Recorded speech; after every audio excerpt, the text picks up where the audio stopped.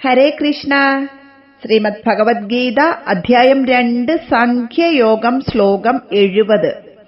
ആപൂര്യമാണം അജലപ്രതിഷ്ഠം സമുദ്രമാപഃ പ്രവിശന്തി യദ്വത് തദ്വത് കാമായം പ്രവിശന്തി survey സ ശാന്തി ആപ്നോതി ന കാമകാമീ. ആപൂര്യമാണം അജലപ്രതിഷ്ഠം സമുദ്രമാപഃ പ്രവിശന്തി യദ്വത് തദ്വത് കാമായം പ്രവിശന്തി survey സ ശാന്തിമാപ്നോതി ന കാമകാമീ. കടലെപ്പോഴും നിറഞ്ഞു തുളുമ്പി കിടക്കുന്നു. അവിടെ വെള്ളം വറ്റിപ്പോകുകയേയില്ല. അവിടെ വേറെ നദിയുടെ വെള്ളത്തിനാവശ്യമില്ല. എങ്കിലും നദികളെല്ലാം കടലിലേക്ക് ഒഴുകിയെത്തുന്നു. എത്ര ജലം ഒഴുകിയെത്തിയാലും ഉറച്ച സ്ഥാനത്ത് തന്നെ കിടക്കുന്ന കടല് കരയിലേക്ക് കടന്നു കയറുന്നില്ല. അഥവാ കടന്നു കയറിയാലും അത് തിരികെ കടലിലേക്ക് തന്നെ ഒഴുകിയെത്തുന്നു. നദികളെ തേടി കടൽ പോകുന്നുമില്ല. അതുപോലെ എല്ലാ കാമനകളും സാഫല്യമടയാനായി ഒരു സംയമശീലനെ തേടിയെത്തുന്നു.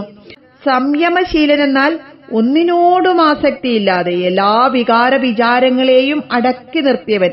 അതായത് തന്റെ ഇന്ദ്രിയങ്ങളെ എങ്ങനെ പ്രവർത്തിപ്പിക്കണം എന്ന് അറിയുന്നവൻ.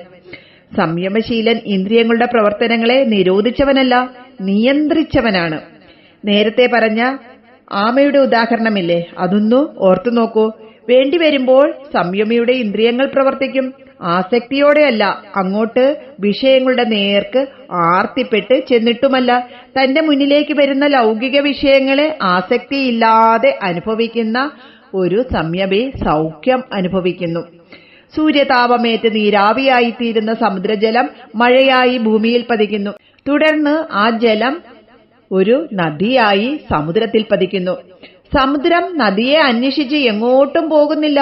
എത്രയൊക്കെ നദികൾ വന്നു ചേർന്നാലും സമുദ്രത്തിന്റെ സ്ഥാനത്തിനോ ഗരിമയ്ക്കോ മാറ്റമുണ്ടാകുന്നില്ല. നദീജലത്തിനോ ആ സമുദ്രത്തിൽ പതിക്കുമ്പോൾ ഒരു പ്രണയ സാഫല്യമുണ്ടാകുന്ന സംതൃപ്തിയാണ്. ആ സംഗമപ്രാപ്തിക്ക് മുമ്പ് ഒരു നദിക്ക് പാറക്കെട്ടുകളും കാടും മേടും എല്ലാം താണ്ടേണ്ടി വരുന്നു. ജീവന്റെ വിഷയങ്ങളും സുഖേച്ഛകളും ആനന്ദസ്വരൂപമായ പരമാത്മാവിലേക്കുള്ള പ്രയാണത്തിന് വിഘാതമായി തീരുന്നു. യഥാർത്ഥത്തിൽ അവയൊക്കെ മായയുടെ ആരോപിത ദൃശ്യങ്ങളാണ്. വിഷയങ്ങളെയും സുഖാഭിലാഷങ്ങളെയും പരമാത്മാവിന്റെ തന്നെ രൂപഭേദങ്ങളായി കണ്ട് ഐക്യാരൂപം സാധ്യമാകുമ്പോൾ ജീവന്റെ കർമ്മഗതി